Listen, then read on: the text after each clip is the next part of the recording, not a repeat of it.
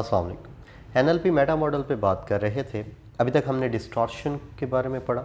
अब चलते हैं जनरलाइजेशन की तरफ। जनरलाइजेशन का फर्स्ट पार्ट है यूनिवर्सल क्वांटिफायर।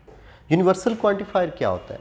जब आप विदाउट एक्सेप्शन हर चीज़ को इंक्लूड कर देते हैं, तमाम बातों को शामिल कर देते हैं, उसमें कोई एक्सेप्शन नहीं होती। मिसाल के तौर पर हमारे यहाँ ये जुमला आम तौर पे बोला जाता है कि मेरे साथ हमेशा ऐसा ही होता है। मेरे साथ जब भी कोई नुकसान हो जाए, जब भी कोई लॉस फेस करना पड़े हमें, तो हमारी फर्स्ट स्टेटमेंट क्या होती है? जनरल स्टेटमेंट हमारी क्या होती है? मेरे साथ हमेशा ऐसा ही होता है। अब यहाँ पे हमने हमेशा का लफ्ज़ बोलकर तमाम कंडीशंस को इंक्लूड कर लिया है और इसमें कोई एक्सेप्शन, कोई इस्तिस्ना हमने नहीं रखी।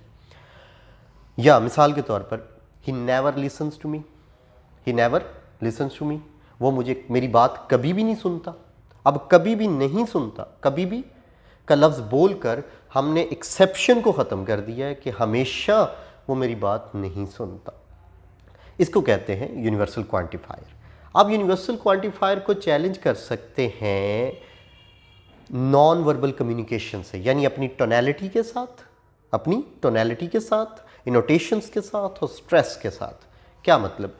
आपने क्या करना है, जो लफ्ज़ यूनिवर्सल क्वांटिफायर की रिप्रेजेंटेशन कर रहा है, जैसे हमेशा और कभी भी, इन अल्फाज पे स्ट्रेस देकर, इन अल्फाज पे फोकस करके आपने जस्ट काउंटर क्वेश्चन करना है। मिसाल के तौर पर मेरे साथ हमेशा ही ऐसे होता है, कोई शख्स कहता है, तो हम ये पूछेंगे क्या हमेशा ही ऐसा होता है?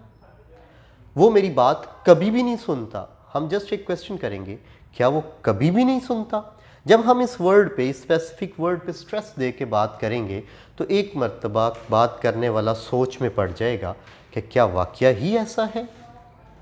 फिर सोचने के बाद वो शायद ये कहे, नहीं मेरे साथ हमेशा ऐसा नहीं होता, लेकिन कभी कभार मेरा लॉस, मेरा नुकसान मुझे हो जाता है और मुझे नुकसान का सामना करना पड़ता है। नहीं, कभी भी ऐसा नहीं है कि वो मेरी बात ना माने, कभी कभार सुन भी लेता है, लेकिन तब वो मेरी बात नहीं सुनता जब वो गुस्से में हो।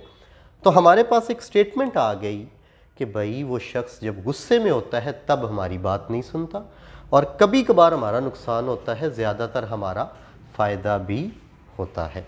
तो बेसिकली यूनिवर्सल क्वांटिफायर में हमने स्ट्रेस, इनोटेशन और थोड़ा सा फोकस और टोनैलिटी का इस्तेमाल करके उसी स्टेटमेंट को काउंटर क्वेश्चन के तौर पर यूज़ करना है, और अगला बंदा, बात करने वाला, ये सोचने पर मजबूर हो जाएगा कि उसकी कही हुई, उसकी दी हुई स्टेटमेंट क्या 100% सच है या उसमें कुछ एग्जैजरेशन भी है।